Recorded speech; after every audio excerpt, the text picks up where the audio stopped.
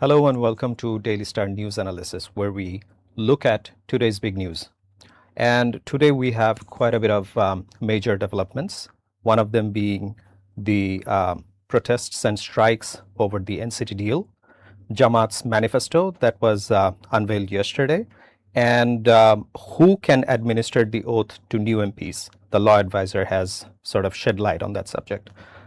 We have with us our consulting editor, Mr. Kamal Ahmed. Kamal Bhai, how are you? I'm fine, thank you. So let's get down to business and look at what's happening with the NCT deal at Chittagong port.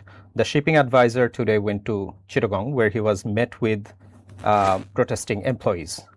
And the latest development is that the shipping advisor has said the deal would be finalized. However, negotiations with protesting workers will continue. So this is a late response on the part of the government. If the shipping advisor didn't waste last 6 days sitting in Dhaka and allowing this disruption to continue, then probably today's outcome would have been came before 2 days, 4 days. Probably we would have seen later least disruption in the port activities.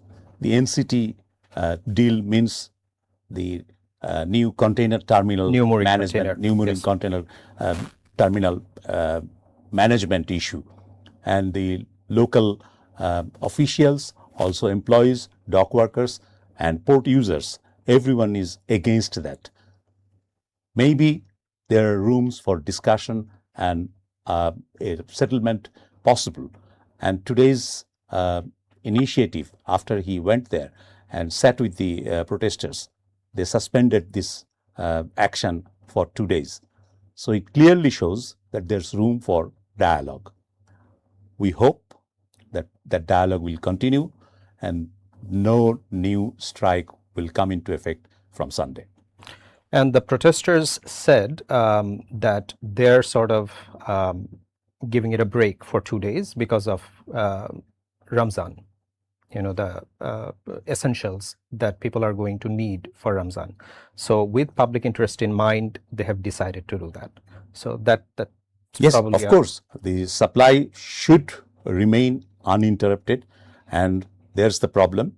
6 days gone, possible sort of huge pile up at the airport, not airport, Chittagong port, and that will cause some sort of disruption.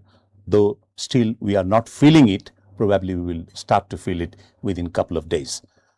The problem with this deal is that lack of transparency and hurriedness. Why government is doing this just before a week of the election? New government will come within probably 6, 7 or 9 days, 10 days maximum, not more than that. But government is rushing through this deal and without any transparency. So that's the problem. People are suspecting foul play. Government needs to come clean, and that's why this dialogue is important. We hope that government will go for dialogue and continue this dialogue, continue talking until this issue is settled. Right. Now, going to Jamaat's election manifesto, they have presented 26 prioritized issues, and we all know that one of the talking points, most discussed points, is women's participation and women's place in the cabinet, also minorities, ethnic and religious minorities. And while announcing the manifesto, the Jamaat Amir has categorically mentioned that they will have women in their cabinet as well as religious and ethnic minorities, although there are no women candidates. Yes, that's quite interesting actually. Perhaps Jamaat would have loved to avoid this issue, this women's rights issue, but that's the only issue coming back repeatedly, and Jamaat leaders are struggling to deal with that. It started from the Jamaat chief's address in London to an expat group of supporters, expatriate groups, and there he said that women should work for 5 hours a day, and because they are they have home duties, homemaking, so they need time, and government and the employers should compensate for the lost 3 hours.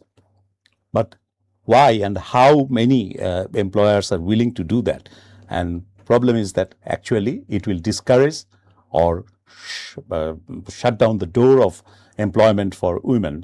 So that thing started new debate. Then came the Al Jazeera interview, and then in that Al Jazeera interview, women's representation in politics, especially in power, in parliamentary election, that issue also dominated. And he couldn't sort of give a satisfactory answer to why his party didn't nominate a single women candidate for parliamentary seats. And that's been going on since then.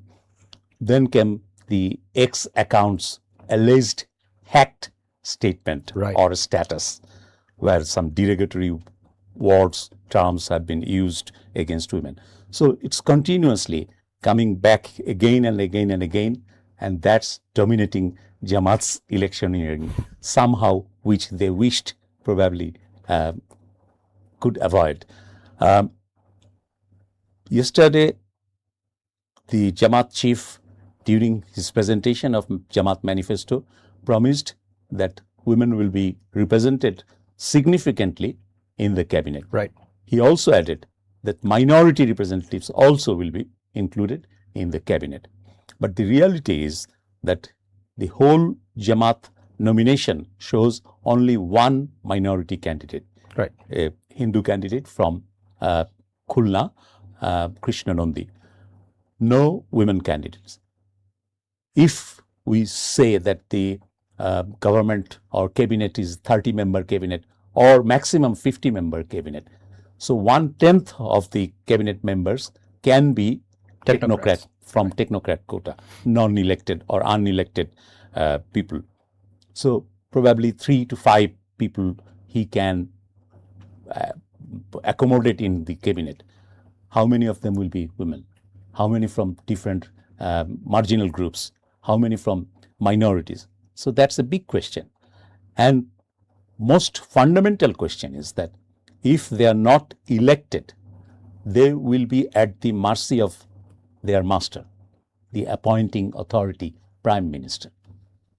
So they won't be able to function independently like an elected MP does. So this is a real problem. And I don't know how Jamaat will manage this issue. Let's see for next 6 days how this debate proceeds. The other noticeable pledge they have made in Jamaat's manifesto is participation of the youth, young men and women. It has been promised that they will be helming several leadership positions. So how will that work out? Again, I am not sure how many under 40 nominees Jamaat has, because that's how you can signify youth representation in their cabinet.